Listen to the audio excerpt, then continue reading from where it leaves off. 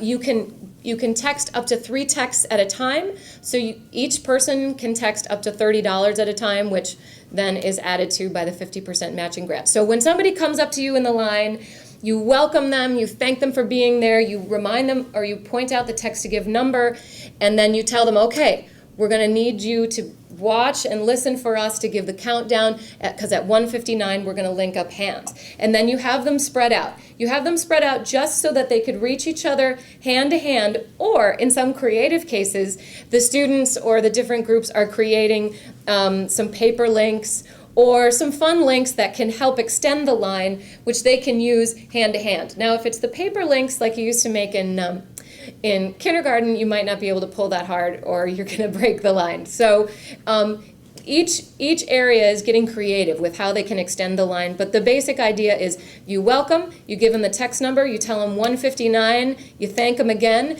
and then you have them spread out down the line at arm's length with each other. Now, if you've heard from your line marshal on your left or your right that they're really full on one side, then you can send your line only on the right or only on the left. But you guys can figure that out on the spot. Now, you are going to be an unhappy line marshal if you don't prepare yourself. So you're going to be in the sun, probably, ideally it's sunny, during that time. So say from 1 to 2:30, maybe 12:30 to 2:30, depending on when you get there. So you're going to want sunscreen or a hat. Or you're gonna want to hydrate, and you're gonna want to have a good meal ahead of time. You're gonna want to be in comfortable shoes, and just take care of yourself that way, so that you can be as effective as you need to be and as welcoming of a line marshal host as you can be. You can also encourage people to do some fun things in the line, which is like play telephone. So you can whisper down the line 27722.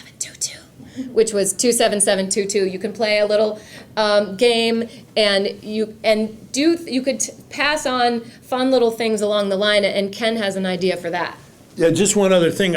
When there's a group psychology, and when you have everybody together, you want not only to ask them when they come up to you if they say hello, but when you have a whole group in front of you, you want to say, hey, take out your phones. Everybody take out your phones. Get your phone out. Now, follow me. Okay, go to the text message on your phone. I want you to text 27722. You'll automatically contribute $10. Believe me, if the person next to you is texting that, you're going to be embarrassed if you don't do it, and it's only $10. So get the group psychology thing going. When you have everybody there, even before maybe the 2 o'clock, because once we hold hands and the countdown, people may start separating and moving on. You want to do it while they're there and assembling. Get them as a group to do the texting, and you'll get a huge amount. And the other thing is, I've just asked every one of you, as Heather said a minute ago, to figure that you're going to know that at least 10 people texted. If there's 1,000 of you and you know that 10 people texted, we've got $100,000 as a starting base.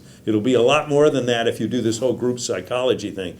But it's going to really work that way, and this is a powerful part of it and a critically important part of it. It's really as important as the holding hands. Thanks. Ken, is there anything you want to say about what the line experience was like in 1986 across America? Yeah, it is a particularly communal experience, of which we have very few of these in America anymore. And people came away from it, and maybe Ed can speak to this as well. People came away from it with this exceptional feeling that they'd gotten out and made a difference, but they'd connected with thousands and millions of people literally in doing something good for people, but it was a great experience for themselves, that they'd been part of it. We just don't get enough of that anymore. And so people walked away with this tremendous feeling of euphoria, which is something that we want to capitalize on to get this kind of contribution, made. And you should realize that. People are going to have, as you talk to your friends about coming out, tell them they don't want to miss this. It's historic. They'll tell their friends about it. They'll eventually tell their kids about it. A lot of people who were in the line back then, who are in California, are probably going to bring their kids to this one because they remember the kind of great euphoric feeling of that. Awesome. Thank you. It's about the experience of the people in line, and it's about the experience of people who hear or see pictures or see about this on the media. And so that brings us to an important point. There are two things that I want you to remember as captains and as line marshals, and it's a code that our advanced team is working by quantify and document. Quantify is, like we were talking about, make sure that you have recruited 10 friends who will either stand in the line with you or will support you in your standing effort to support California Community College students. So there's the quantify part. And also captains, we're asking you to quantify how many standers you've recruited, how many volunteers you've recruited. So as I said, it's hard to plan a party if you don't know if you're having between 0 and 500 people. So as much as you can quantify, somebody tells you that, oh yeah, I'm coming on Sunday, you say, great, you have a little notebook in your pocket and you jot down one more slash and one more slash. Everybody you're talking to, and hopefully you are, between now and Sunday, you're going to join me in the line, right? Or you're going to stand in the line at Santa Monica Pier, or you're going to stand in line in Alameda Park in Santa Barbara, or you're going to stand in line at Oakland A Coliseum, right?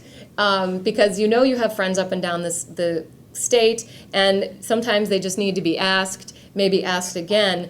But we want you to quantify, and we call that a soft count. A hard count is the people who register with that one-step process, which will really help us to know, again, what numbers we're looking at in the line, which will help us to be prepared. But the soft count is also really important so that you jot down and report up to your regional directors how many people have told you that they're going to come. And then that leads me to the documentation part.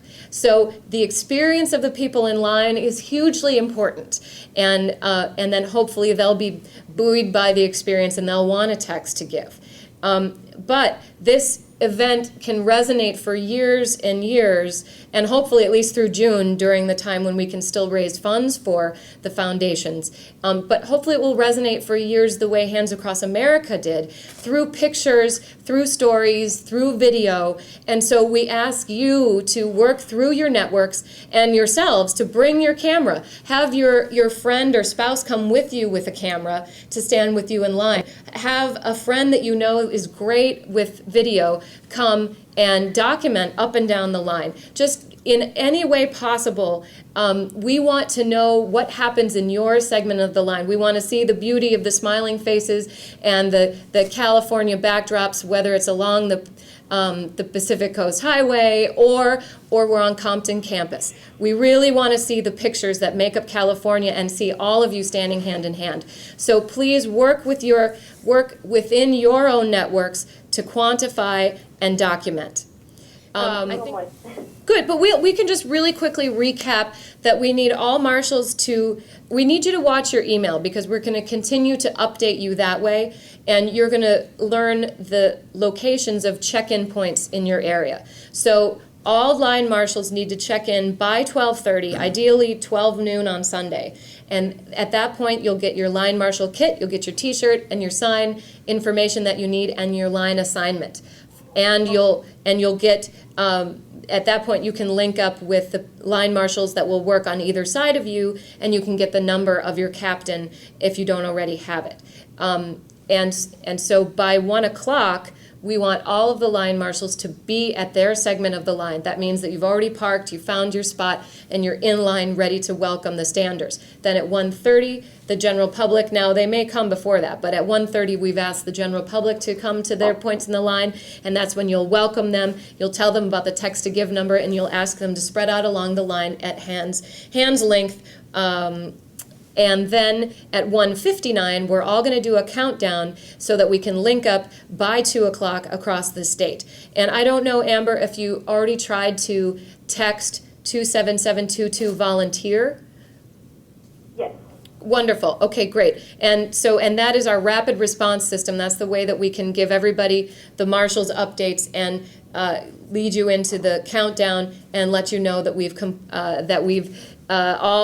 had success across the state.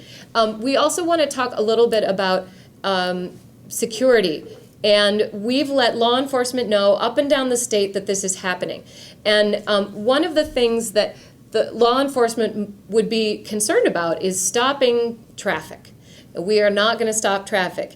We're the line marshals, and that's one of your main jobs, is as line marshals, so you're sort of line monitors, you're line cheerleaders, you're assertive shepherds, think of yourselves that way. You will help if the line needs to cross an intersection or block a sidewalk, just stop the line there, and then the line will energetically continue until the other side of the intersection.